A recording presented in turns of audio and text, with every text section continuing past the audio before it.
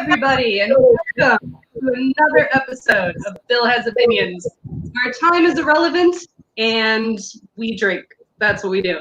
I'm, of course, Laura Lavoie, and I'm joined by the very opinionated Bill Perkins, who has opinions. Welcome, Bill, once again. Thank you. Thank you for having me this week. You're not a special guest. It's technically your show, I guess. How are you? What's going on in the life of Bill today? Things are pretty good this week. I can't really complain. And I saw a murmuration of starlings on the way home from work. And then they played Bohemian Rhapsody on the radio, and that was all good. So that seems like a nice afternoon. I imagine that covered your entire commute, right? The song, yeah. The murmuration of starlings, only part of it. Yeah, I mean that's a relatively. Plus, if you're in motion and the starlings are in motion, then at some point you lose track of each other. Sure, yeah, but I could have watched them for a while. You know, I could have sat there and watched them do their little thing. their little thing. That thing they do. It's nice to watch. Nice. Today's not a bad day. Nothing crazy has happened, but I do want to say my favorite comedian / comic songwriter, Rachel Bloom, has a book, and it just came out today, and I bought it, but I haven't started reading it yet. So I believe it's called "I Want to Be Where the Normal People Are" by Rachel Bloom. So check it out. One of my favorite comics, who's also a songwriter, also put out a book today. Mr. Steve Martin put out a book, which I may or may not look into. We'll see. We'll see if you feel like reading. If I feel like reading. I don't read as much as I used to. I don't have the attention span for it. I've been dealing with like book a reader's block, I guess you would call it, because of the pandemic. Because I just can't. But I wanted to read this book, so I bought it. I'll probably read it in a couple of days. Hi, Heather. Hi. Oh, so what are you drinking today? Oh, I've got the Duck Rabbit Milk Stout back on tap here. Ooh, a favorite. Yeah, so I'm gonna drink a few of them. I pre-gamed with a Rocket Girl from Nashville Brewing Company. That's a lager for the folks at home who don't know. Probably my favorite lager on earth.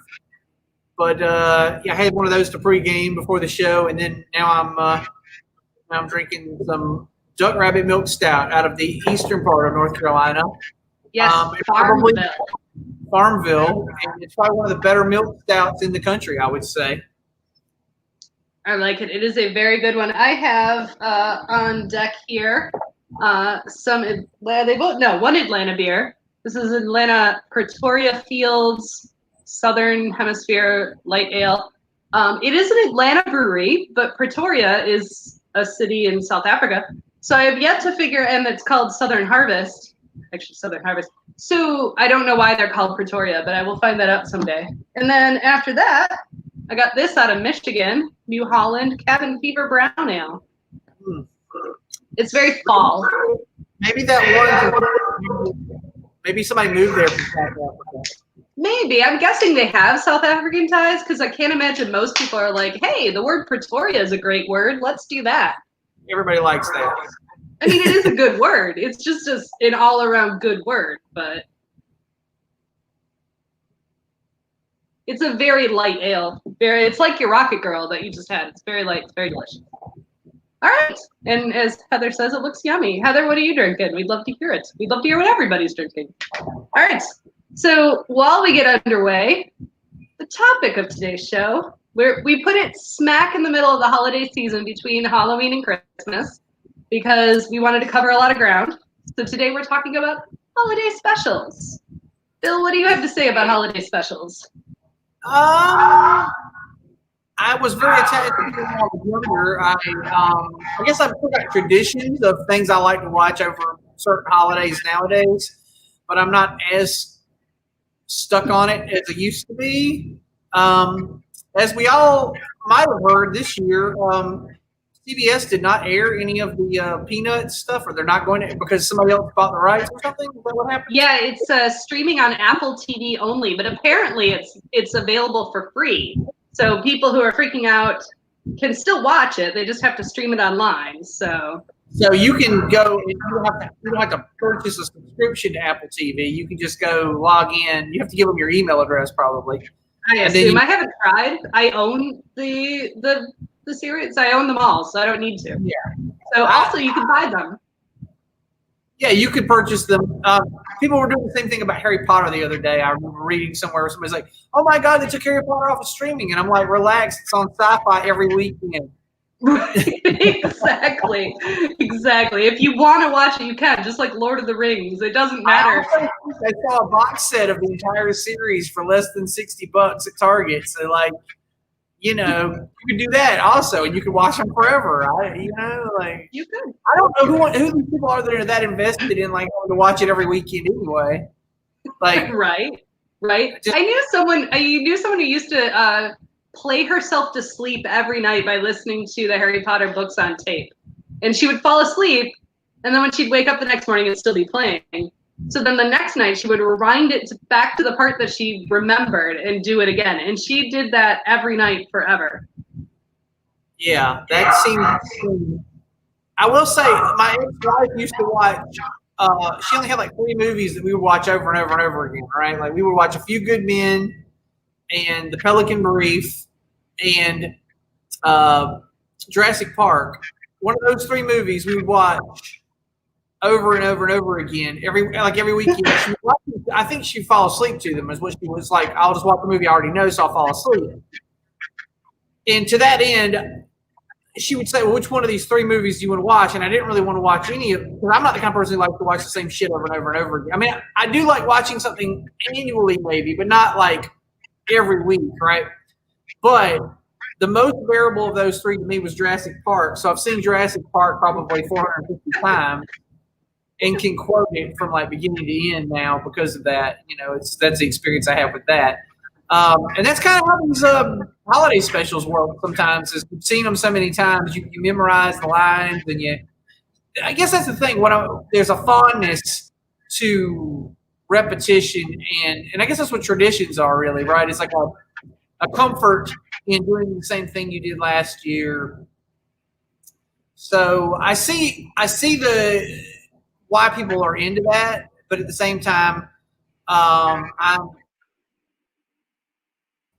decreasingly engaged in the whole thing. Like last Christmas, I feel like I only watched like 2 or 3 of my Christmas movies that I usually watch.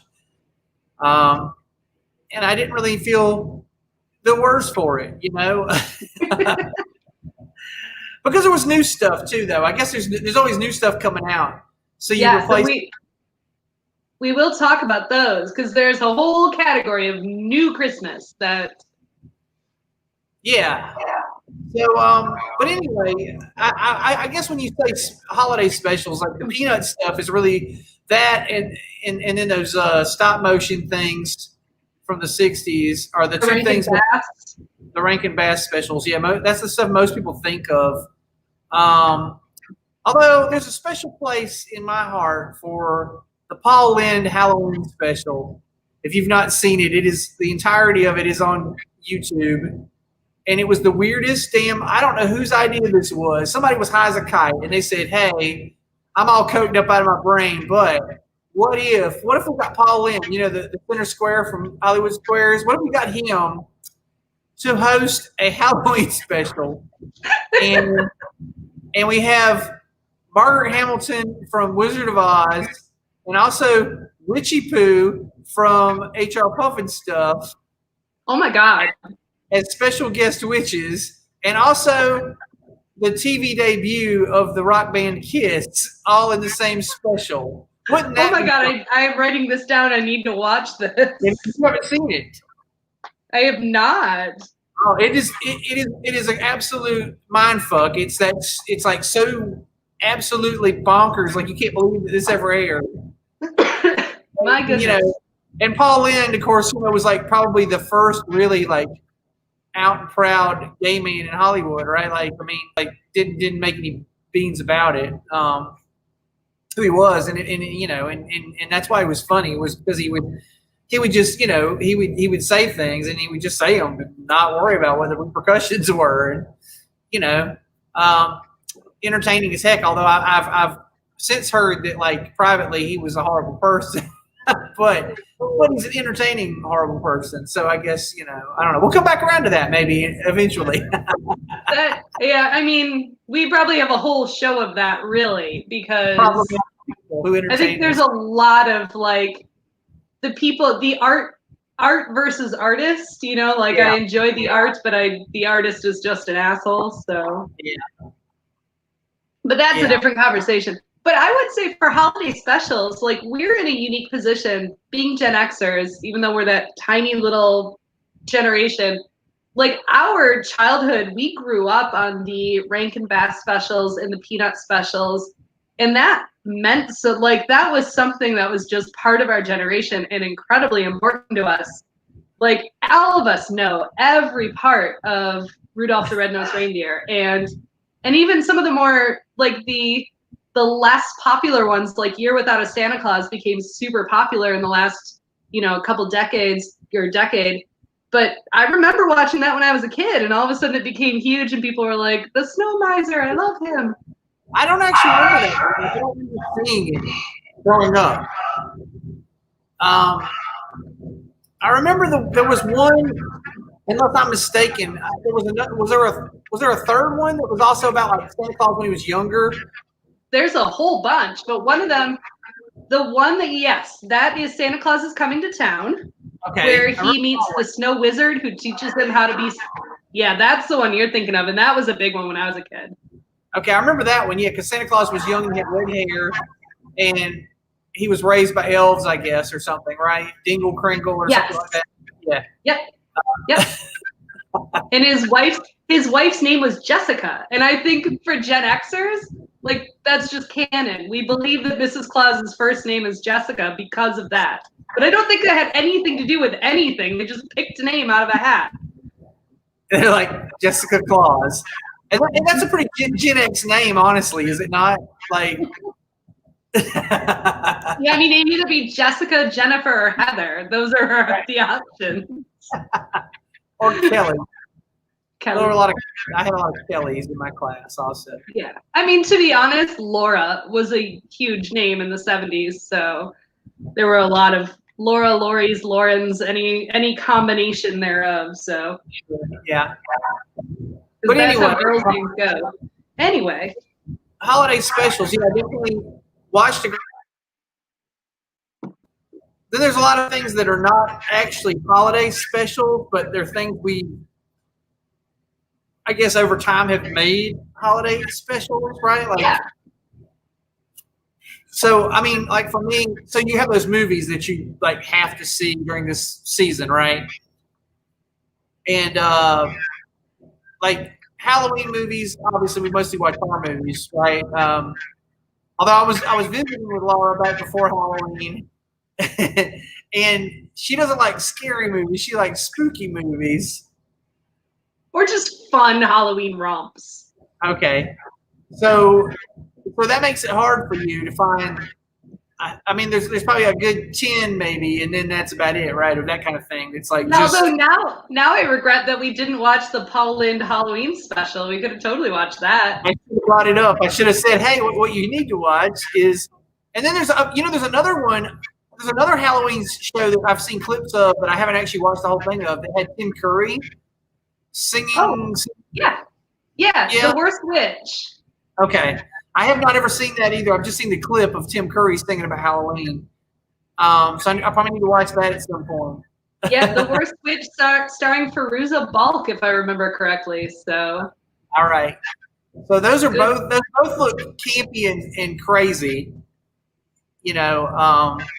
But like for Halloween, I usually just watch I pick like 3 of my favorite horror movies during that October time period, and I'm not just saying 3, but let's say worst case scenario, I only get 3 horror movies in during the month of October. I really like So I only really like horror movies that are about supernatural. I do not care for slashers. Don't scare me, and they're not Halloweeny. It's not about murder. That's not what Halloween's about. It's about the spirit, right? Right, right. So to me, you should watch something that's supernatural. Like it should be about demons or witches or werewolves or vampires or something like that. So I like usually pick 3 classic ones to watch. But in this case, lately, I've been doing this thing where I'm kind of doing this film history seminar with my son. So I pick things he hasn't seen yet, and I'm like, we got to watch this. You got to watch this, and I try to expose him to something new. And we ended up watching. What did we watch? Oh, we watched The Fly from 1982, the one with Jeff Goldblum. Wow, yeah. Which is not supernatural. It's actually science fiction, really. But, anyway. It's got that body horror kind of scariness about it. Yeah, totally. It's David Cronenberg. And yeah, so exactly. We watched that, and we watched there's a movie from the 80s also called The Stuff, and it's about this like frozen dessert that kills you from the inside out. I don't know if anybody remembers that, The Stuff. Yes, I have a weird memory from my childhood that I think might be that movie. And I just, like, all I know is that's sure. That might be the movie. We all have those movies, right? Like, we remember a scene that we saw once when we were, like, 7, and then we don't know what it came from. And I get, Escape from Witch Mountain and The Cat from Outer Space like mixed up in my head because I saw them in the same time period, and I don't know which was which. Right. But to the point about like we just associate some movies with times of year, we're not specifically talking about Easter in this show, but for me, Easter and Willy Wonka and the Chocolate Factory go hand in hand. Like that's the only time I watched that when I was a kid. Right. Didn't they used to do Wizard of Oz around a certain time of year every year too? Yes. I don't remember exactly what time of year now, but yeah, I remember like we would make popcorn and we would sit down and watch it, but it was the same damn movie we watched every year, but we all got into it. Every year. And then also, you spoke of Easter, so let's talk about it for just a moment, because I'd also always watch the Charlton Heston 10 Commandments, which would come on around Easter weekend, right? Like, Right. So that was always a thing. You'd watch that. And I mean, I actually, I really like that movie because I like some of it's over the top, and I really love some of the acting. Charlton Heston and Yul Brynner both just eat the scenery in that movie, right? Like, they're just those kind of actors. And I love Yul Brynner. I mean, in everything he's been in, I really love, like, he's one of those actors. So I always enjoyed watching that. Like that was the thing. I don't like Easter's not like a huge holiday, or it wasn't what it is now because now it's like second Christmas for kids. But when we were kids, you got like a handful of candy and a stuffed rabbit maybe. But what I remember actually looking forward to watching like the 10 Commandments on TV every year because it was just like, oh, that over the top movie's coming on, Right. No, I was in a unique position as a kid because my birthday is right around Easter. Sometimes, like I was born on the year I was born, my birthday was Holy Saturday. So Easter was literally the next day. So often my birthday would be, sure. And I was raised Catholic. So my birthday would be Good Friday frequently when I grew up. So for me, my birthday and Easter are always very entwined, so I don't celebrate it religiously in any way anymore, except for just springtime. But it's also basically my birthday, so. Gotcha. You don't celebrate Star, Oster, whatever. Yeah. Ostara? Yeah, well, not in those terms, but I do like a good spring. But let us take a quick break and talk about our station break here for a second, and then we'll get back to the show. So I made a graphic. Look at me go. Look what I did. Today, see? We're talking about Radiant Paws Pet Massage in Ferndale, Michigan. It's my best friend Jill's birthday, so happy birthday, Jill. And we wanted to give you a shout out today. So specifically, if you're in Southeast Michigan or you have friends who love their dogs in Southeast Michigan, right now, particularly, Radiant Paws is doing a special on gift certificates for dog massages. So pamper your pooch. Dog massage is great for them for health reasons, for behavior reasons. It's a great idea. So check it out at their website, on Facebook, on Instagram. And so if you're in Southeast Michigan or you have dog-loving friends in Southeast Michigan, definitely check them out. Hey, how about if you're in Northwest Ohio? You could potentially if you want to drive to Michigan. And I would like to point out, having made the drive from either North Carolina or Georgia to Southeast Michigan, Northeast Ohio isn't actually that close. It's still another couple hours from the border to where Jill lives and where I grew up. If you're in Windsor, Ontario, maybe it'd be much closer. Significantly closer. Do that. Absolutely. Although you might not be able to bring your dog, so I'm not really sure how that works. But yeah, that's true. That might be weird. And then again, with the COVID and the travel bans, it might also be problematic. Yeah, I don't think. Well, you might be able to get here from Canada, but you're not going home. So you're stuck here. So enjoy your life as an American. Exactly. So to get back into the bones of this, so I figure we should just kind of start at the beginning. Let's start with Halloween. I know you mentioned you like to watch horror movies at Halloween, but are there any Halloween specials that are dear to your heart that you need to watch? Any episodes of TV shows that you love for Halloween?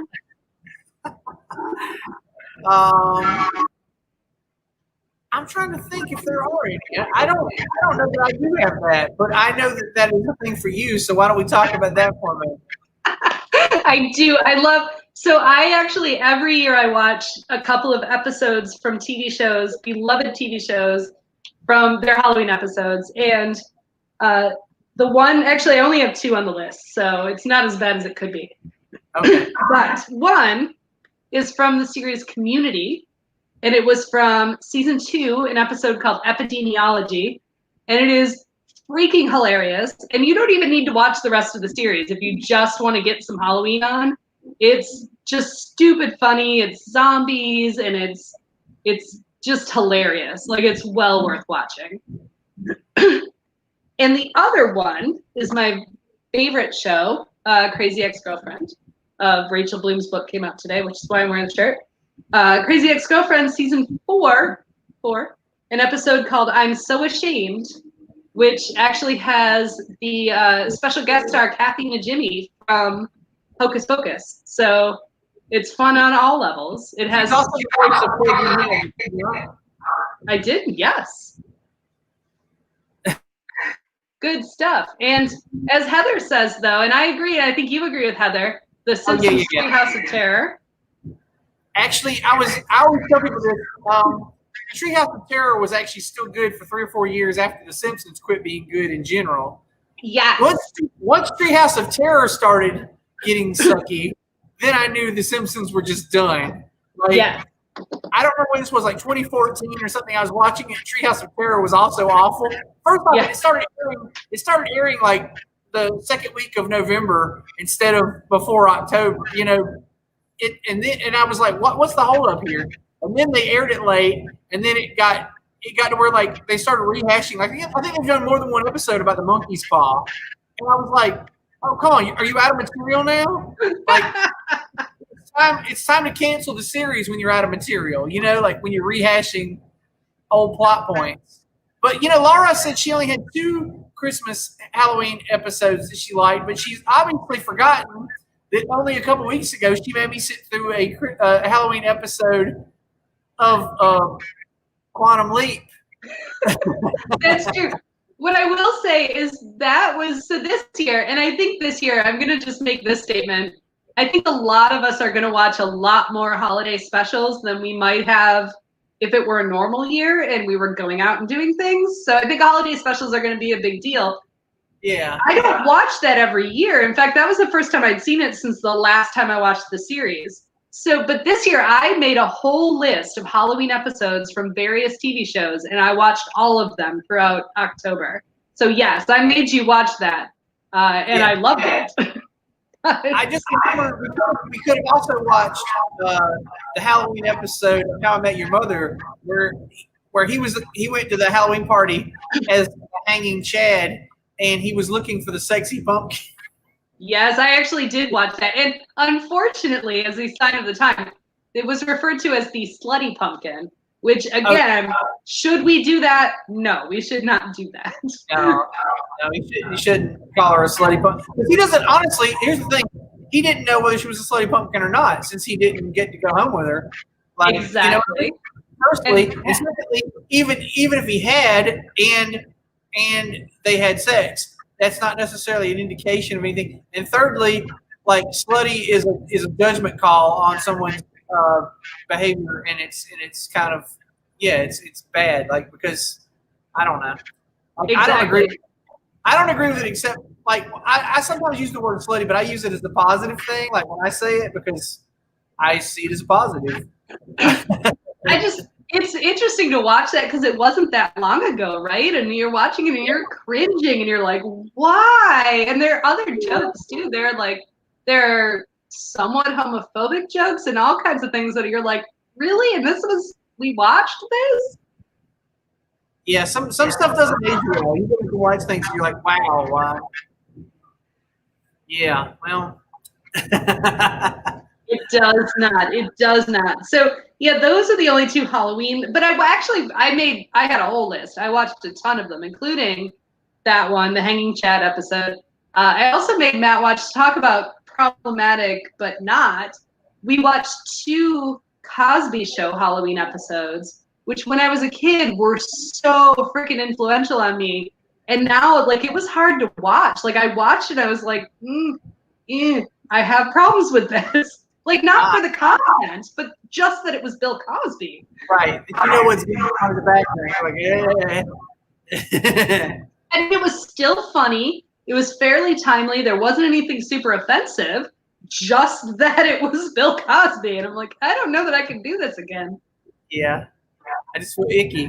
It's just icky. Yeah. It's just, yeah. No, anyway. So do you have any we're coming up on Thanksgiving. We're a week and a half away. Do you have any Thanksgiving specials that you watch every year? No, I would like to say I do, but I don't. I mean, that's the thing. Thanksgiving's kind of glossed over, really, isn't it? Like, there's not a lot of.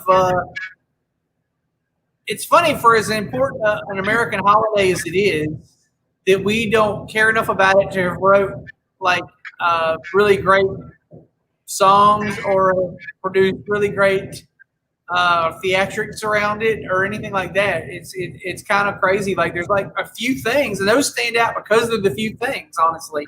Like, the reason people listen to Alice's Restaurant every Thanksgiving is because it's the only damn song anybody can think of that has anything to do with Thanksgiving. Exactly. It's also 20 minutes long, and actually it has nothing to do with Thanksgiving, which is kind of what makes it funny. I mean, it has. Does it have like one line where it says something about? Well, because they go there for Thanksgiving, but then the story meanders, and yeah. There's also this is not Thanksgiving specials because the only thing I can think of is songs. But I have a Dead Milkmen single, and the B-side of it is a live recording of Bitch and Camaro. And if you're a fan of the Dead Milkmen, when you see them live, their little story in front of Bitch and Camaro, they change the story for every show basically. Like, it's a different story that launches into Bitch and Camaro. And there was one, and it was from the early 90s. I want to say it was from the first Gulf War, maybe. All right. Maybe, or it might have been the second Gulf War. I don't remember. It was No, the first Gulf War was, we were in high school during the first Gulf War. Yeah, I think, okay, so it was the first Gulf War. And it starts out with this whole little bit about, the Gulf War and not dying in Exxon's war or something like that. And then it goes into this story about Thanksgiving. So anyway, the name of the track preceding Bitch and Camaro is called The Best Thanksgiving Ever. and it's it's a story about this kid and how he hated to have to go to his grandparents' house for Thanksgiving and put up with his bullshit cousins, and all this. But the family left the turkey in the back of the car. Oh my God. It's like days. they're on Alice's restaurant. Like that's a thing.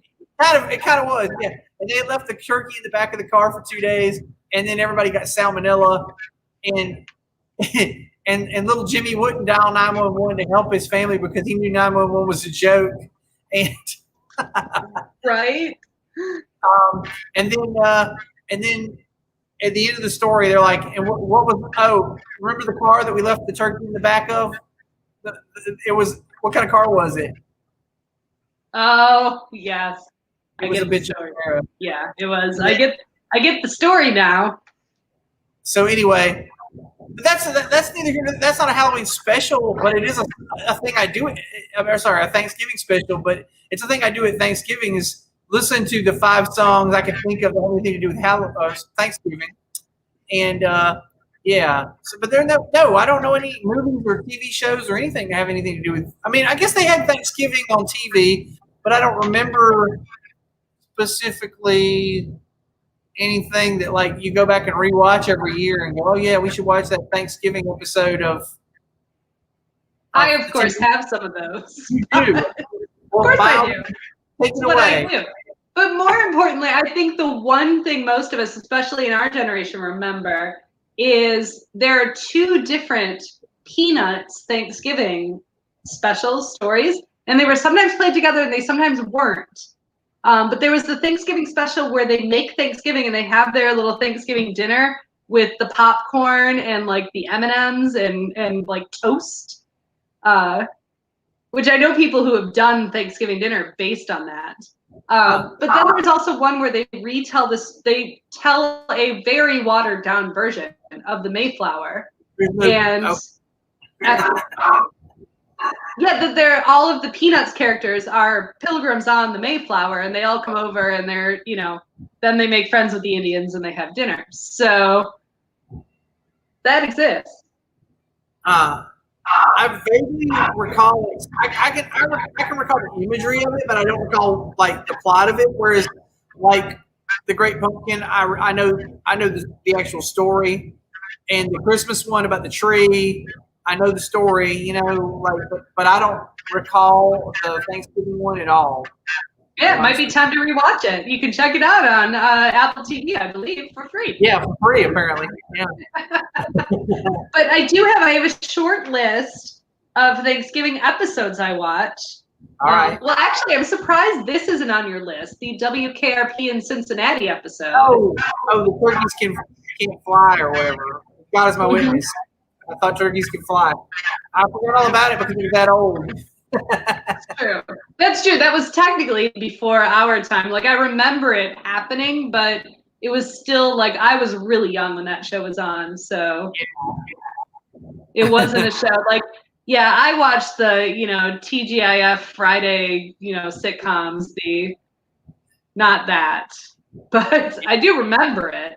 But I do have 2 that I like to watch every year. The Gilmore Girls. There's an episode called Deep Fried Korean Thanksgiving. And Gilmore Girls is just a fun and delightful show that everybody should watch. And a fairly recent show, a Netflix original, the Aziz Ansari show, Master of None, there's a Thanksgiving episode. And if you're concerned about Aziz Ansari, the episode is actually, he's almost barely in it. And it's really one of the other characters. It's her episode start to finish, and it's so good. Like, when I watched it, I thought it was one of the best, 40-minute episodes of TV I'd ever seen. It's really, really well done.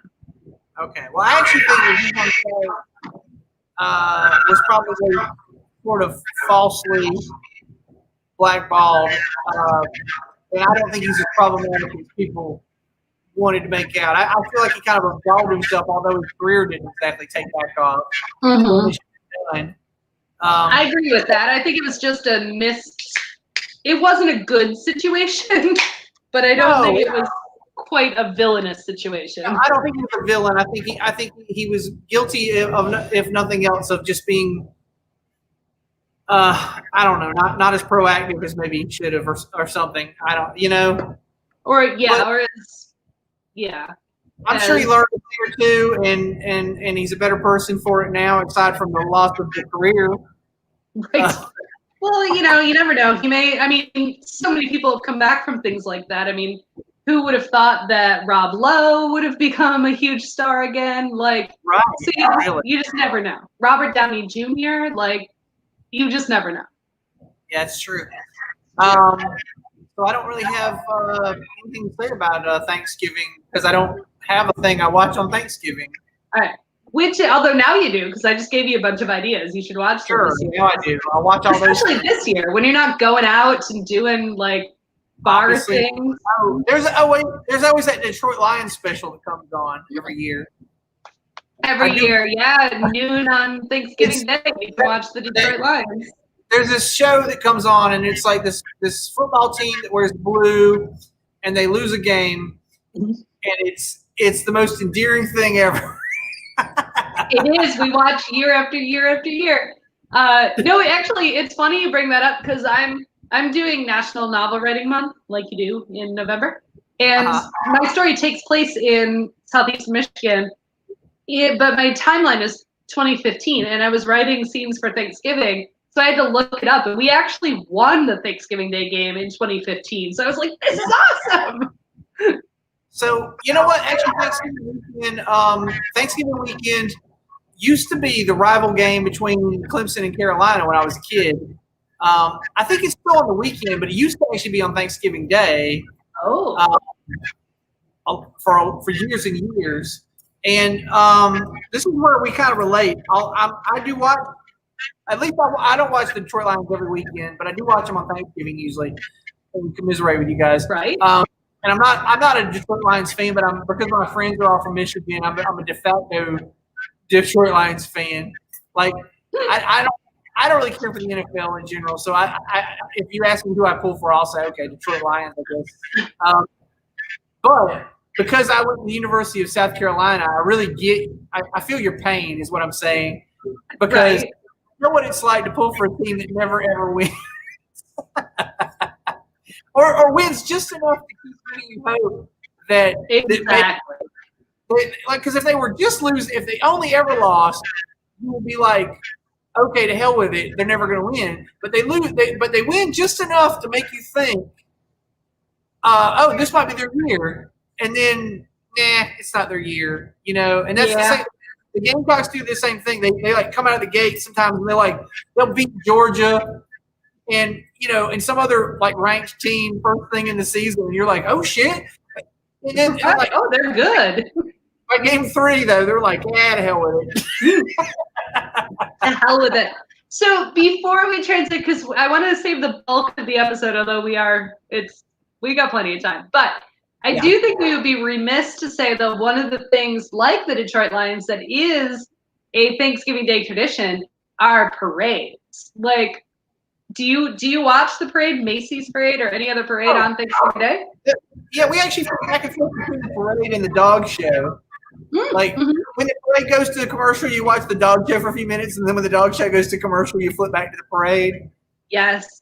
So most of my life, I grew up watching what's called the America's Thanksgiving Day Parade, which is actually the Detroit Thanksgiving Day Parade, and it only is aired in like the Detroit area and throughout Michigan and maybe like other Great Lakes states, but they call it America's Thanksgiving Day Parade. But since moving away, we watched the Macy's Parade. So I'm actually curious to see how that's all going to pan out this year. I think it's happening, but I think it's all like no audience, no. So like you on the streets this year. Yeah, we'll see. I usually here's the great thing about the Macy's Parade. It's usually like, you know, every like 15 minutes it'll stop and there'll be some pop star sing a song. And you're like, who the hell is this? Because we're old. Right. Although a few years ago I was so excited. I was beside myself.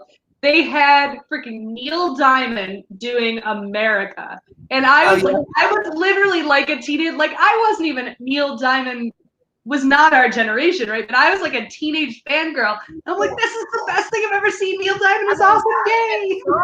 That song came out when we were kids, though. That was a wasn't that in the remake of the Jazz Singer or something? Yeah. I mean, it's about that era, so I don't know if that's what it was from because I didn't watch that movie. But hey, all right. So we should probably switch gears though to the bulk of the episode. I know it's before Thanksgiving, and I usually have a no Christmas until Thanksgiving rule. But this year is 2020, and it's all a dumpster fire anyway. So let's just throw Christmas in the mix. Yeah, I don't even know what day it is anymore. Time is irrelevant, and so we drink. So. What do you have for, I imagine you have things for Christmas, and one of the things we'll talk about are like new things. Like you said, there are always new things coming out, especially right now. We're kind of in a Christmas movie culture. So everybody, what's funny to me, like, so everybody who's trying to be edgy, it's always like, you know what the best Christmas movie is? It's Die Hard. That's what edgy Gen X dudes like to say. And I'm like, I mean, because Die Hard, to me, I can't suspend disbelief for that movie. I don't actually enjoy that movie. I think it's dumb as shit. Like, it doesn't make any sense why this supposedly German terrorist has a British accent. Why Maybe he went to prep school in Britain. I don't know, but like why he wants to do the things he wants to do, it makes no sense. I don't know. The whole thing's just improbable as shit. The only thing mildly endearing about it to me is the dad cop from Family Matters. That's the only character in the whole thing I like, right? Like,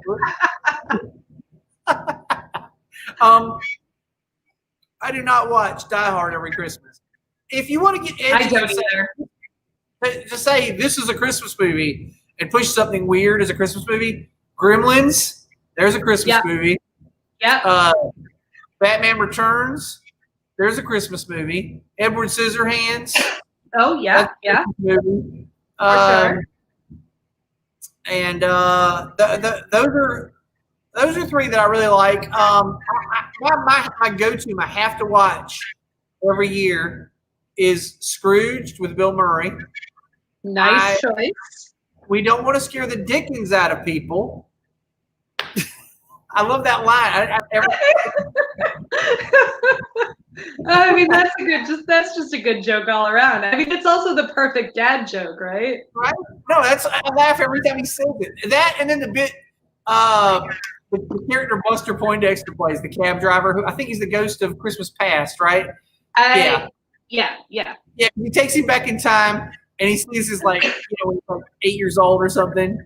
No, he's 4. Sorry, he's 4 because his interaction. His dad's a butcher, and he comes in and he's like, "Here you go, Merry Christmas." And he's like, "I wanted a choo-choo train." He's like, "Well, get a job and get yourself a choo-choo train." And then the mother says, "No, Earl, he's only 4." And he says, "All day long I have people complain about why they can't work. My back hurts, my legs hurt. I'm only 4."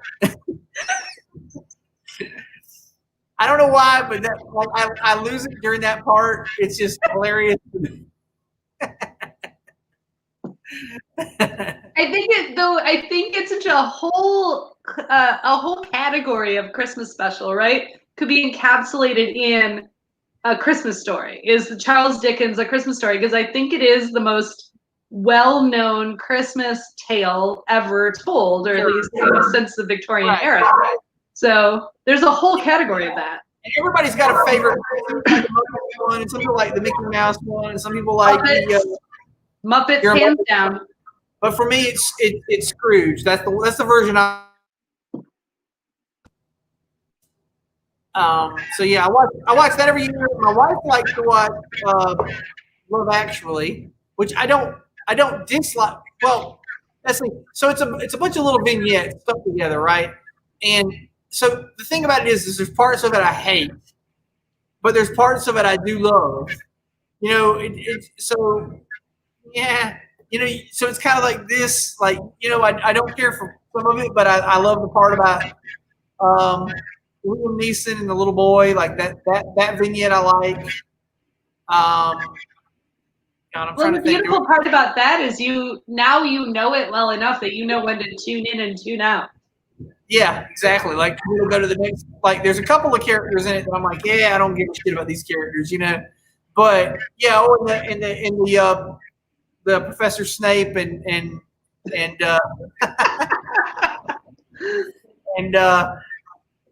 what's her Emma Thompson, isn't it? Emma Thompson, right? Yeah, that part. Like I I like haven't that seen part. that movie in ages. I actually don't watch that movie. Yeah. Oh, sorry. Actually, my favorite character in it is Hugh Grant. He's the prime minister, and the girl. I don't know who the girl is, but anyway, they're cute. I love that part too. Anyway, we watch that every year because that's my wife's favorite one.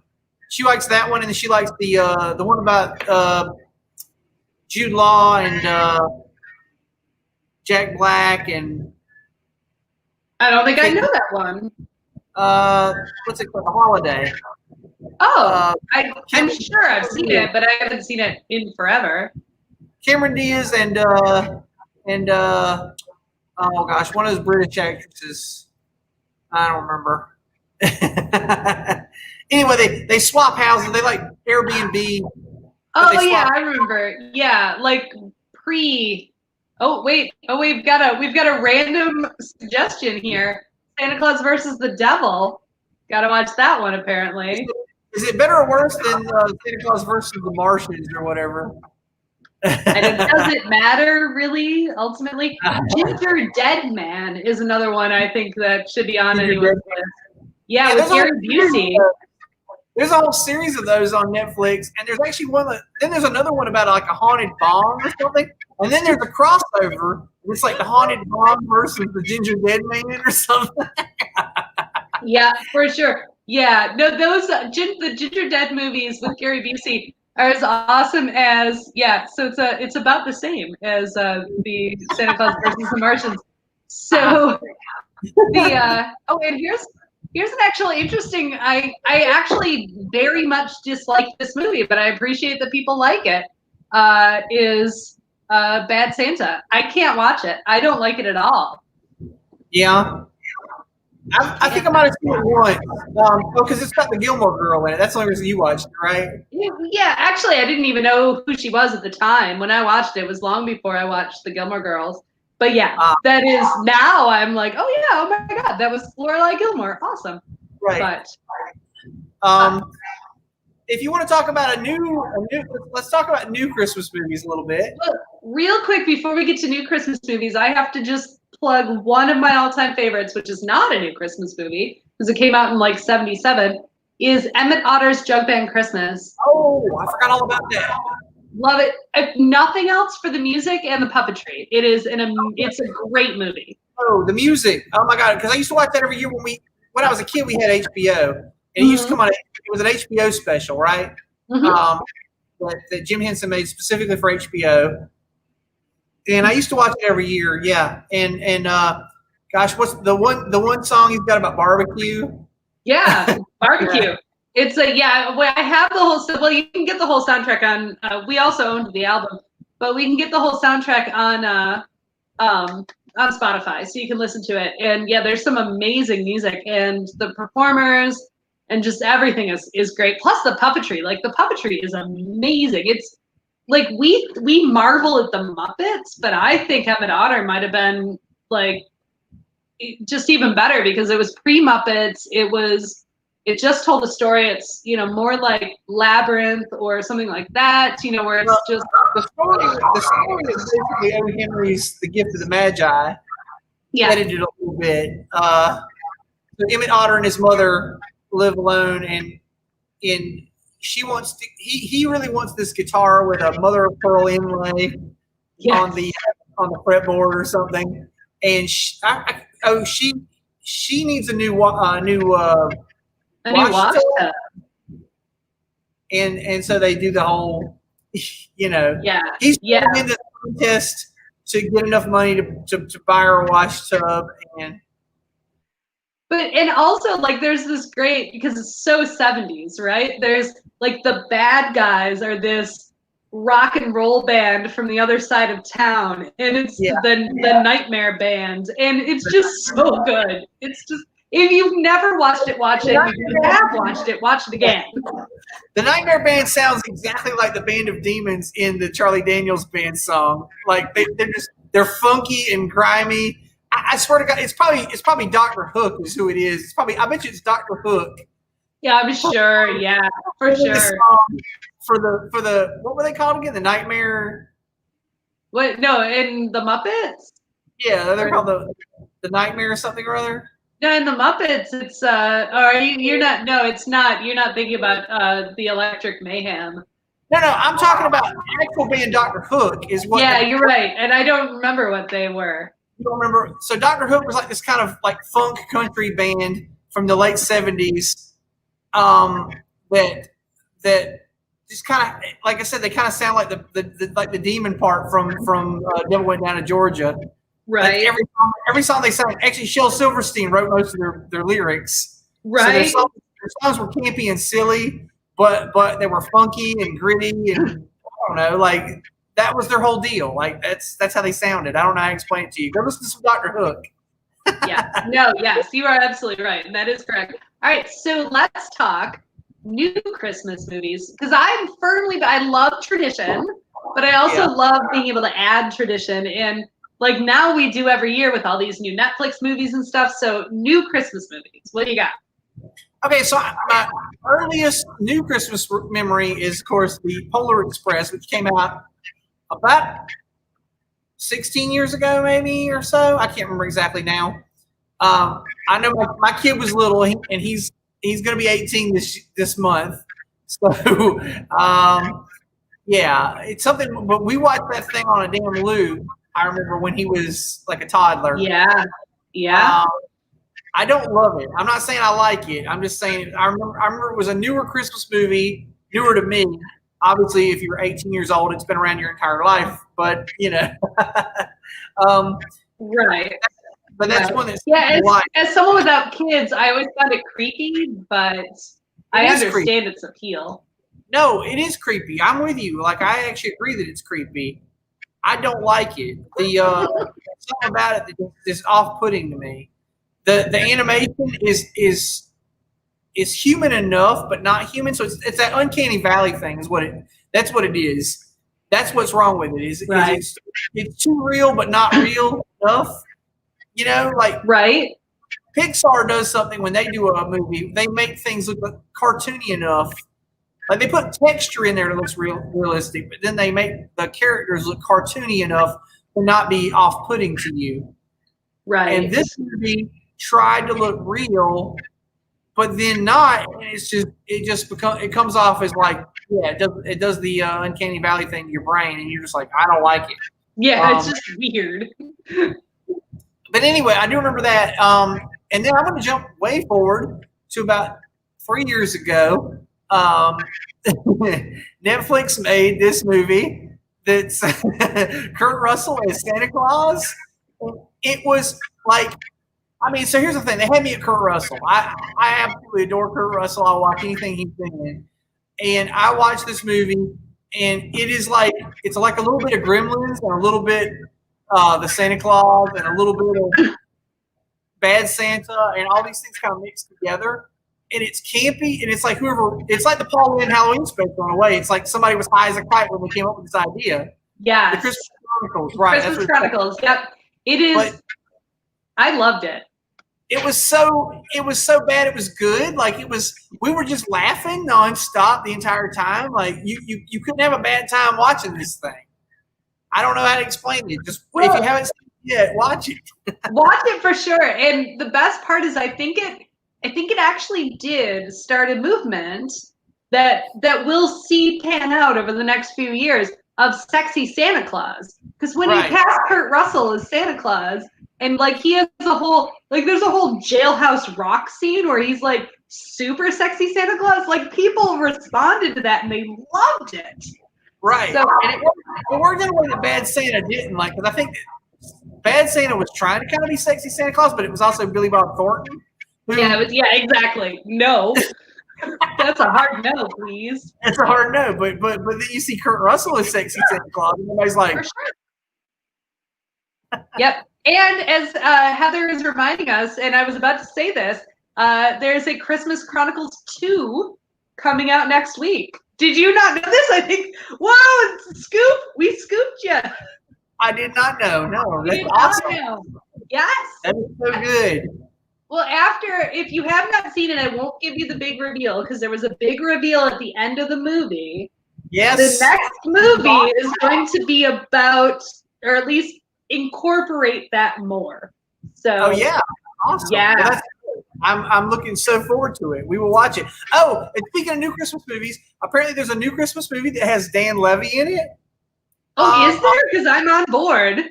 Yeah, like my wife showed me a preview for it the other day. It's got Dan Levy. It's got it had somebody else in it. That was Aubrey Plaza's in it. I'm here for that. Yeah, right. Like I was like, you had me at Aubrey. I mean, you had me at Dan Levy, but then I saw Aubrey Plaza too, and I was like, okay, yes, please, I'll watch that.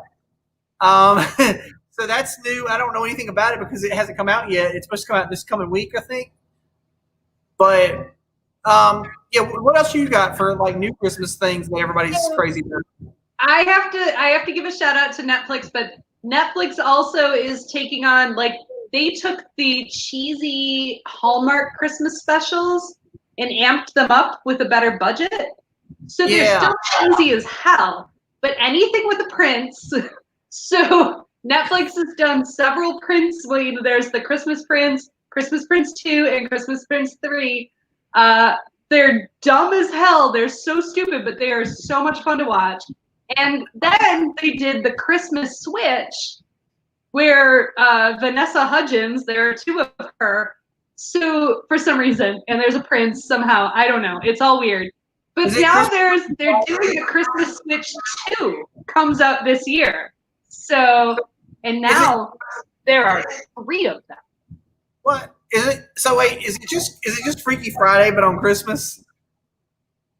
No, it's more like a Prince and the Pauper, not quite Freaky Friday. It's a Prince and the Pauper situation. Okay, I didn't know if it was. Yeah. I didn't know if it was Freaky Friday or Parent Trap or something. More Parent Trap, but really ultimately a Prince and the Pauper story. Christmas has very few storylines that people choose from, and that's one of them. But I love, like, you give me the cheesy Christmas special where, like, big career girl moves to a small town and falls in love with the guy in a sweater. Like, I'm here for that. I'm always joking about those because they seem like they're so formulaic. It's like like you said, they're always like some big businesswoman. She moves back to her hometown, and the whole town is struggling. Like everything's about to be boarded up. And she goes back to her hometown and takes over the family business. And then she meets this handsome stranger wearing a plaid shirt. Yeah, he's probably a baker or something. Yeah, maybe, I don't know. And then everything just kind of. Anyway, I'm always jokingly like saying like I'm gonna write a new. Because I used to joke with my kids that I was gonna write like movies for sci-fi too. I had all these like goofy like Sharknado situations. Yeah, Space Shark was one of them. Space Shark, and then I had Vampirosaur, and nice. I had a handful of weird titles that I come up with that were like made for sci-fi movies. But now I'm starting to work on these Christmas movies for Hallmark, and I've got one called The Christmas Boyfriend that I'm kind of like. Yeah, I'm here for that. Like, you make that movie, I will watch it 100%. Right. I don't think I have to do anything except walk into the place and pitch like, hey guys, The Christmas Boyfriend, and they're like, and I'm like, it's a single mother. It's a single mother. She's got an 8-year-old boy, and she goes back to respond. They're like, yeah, okay, we're on it. Yeah. We're on it. We got that. Absolutely. So we are legit running out of time, but I do want to mention, just like Christmas or just like Halloween and Thanksgiving, I like to watch Christmas episodes of favorite shows. And there are 2 I want to mention real quick that people should watch if they haven't already. There is the Community, because again, I love Community. It's one of my favorite shows. Community Season 3, Episode 10, Regional Holiday Music. It's a musical episode. You should watch it. And the Crazy Ex-Girlfriend episode, My Mom, Greg's Mom, and Josh's Mom. or no, sorry, and Josh's Sweet Dance Moves. I was incorrect. My mom, Greg's mom, and Josh's Sweet Dance Moves from season 1, which is also a musical, so it's well worth I was watching. going to mention, if you're a fan of British shows, you always get the Christmas special, which is like an extra episode. Yeah. Which is great because most of the time you've only got 6 episodes anyway, and they're going to cancel the series after the first season. You get one extra bonus episode, the Christmas episode. Yes. And that happens on more British shows than not. So I want to throw that out there. I do like all those because it's an extra episode of my show that's about to be canceled after 1 season.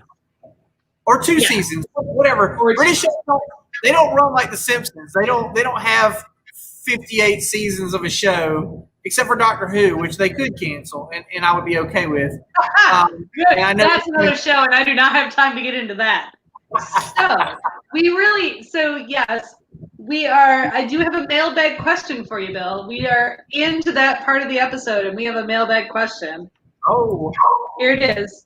If you could magically live in one fictional world, where would you go and how long would you stay?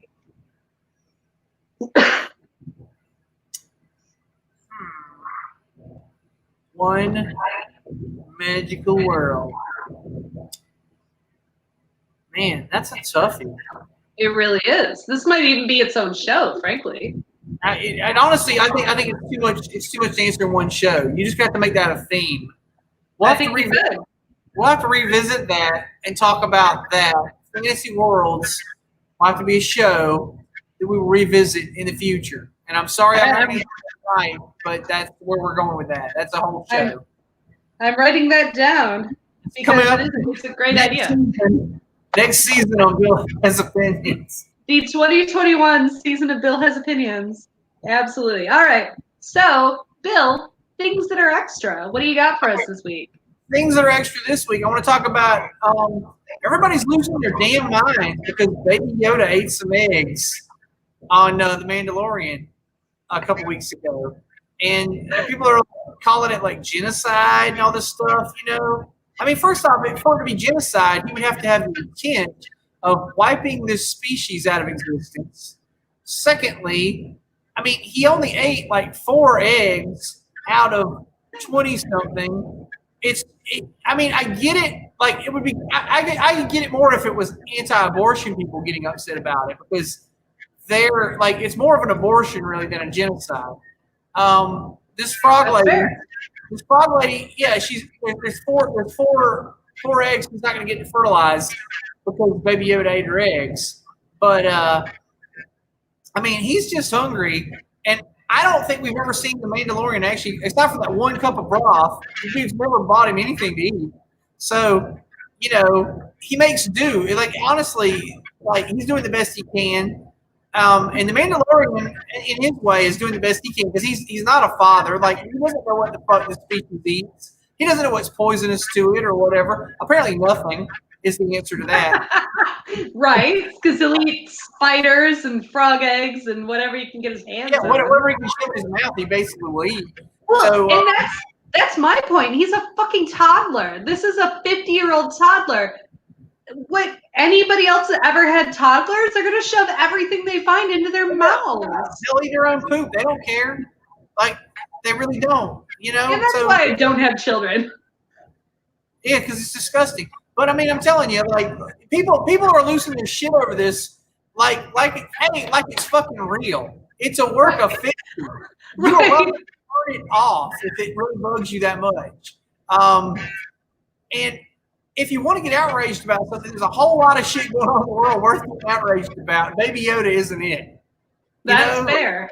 It's not really worth giving 2 shits about. Like, just turn it off. Like, the cute little green puppet eating eggs isn't a thing. I don't know. Like, it's misplaced outrage. That's what I got to say about that. That's where I'm going.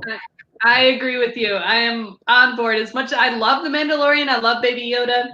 Let's just let this one go. It's not that big a deal. And we're going to collectively forget about it in like a week or 2 when Baby Yoda does something super cute and nobody cares anymore. Right. Absolutely. That's what it's going to be. All right. I think we're done. We could have, like all of our topics, we could have talked about this forever, but which means we have fodder for next year, right? So, take us away, Mr. Bill. Okay, Bill Has Opinions is engineered and produced by Laura Lavoie. The opinions of Bill are those of his alone, except for the ones that Laura shakes her head in agreement to. And the opinions of Laura are alone, except for the ones Bill shakes his head in agreement to. And just because he had to watch the Halloween episode of You didn't hate it. I didn't hate it. I'm messing with you. It was fine. I've seen a lot worse Halloween episodes, so it was good. No, and anyway, if you guys want to like and subscribe and leave messages and all that stuff, be sure to do that. We're on the Facebook and we're also on YouTube. So whichever format you're watching this on, be sure to leave some messages for us, and we'll get back to you. You might even leave something that's so poignant that it creates a whole new episode at some point in the future, and then you have a whole hour of blathering on about whatever that is. So there you go. Right. There you go. Anyway, everybody stay safe. Wear your mask. Wash your hands. I don't know. Don't go out in public. Don't do that. All right. We will see you all in 1 week's time. And I don't remember what the next episode is Thanksgiving, because it's Thanksgiving next week, peeps. That's right. So we'll be here to talk about Thanksgiving dinner in 1 week, and we will see you all soon. Gobble, gobble.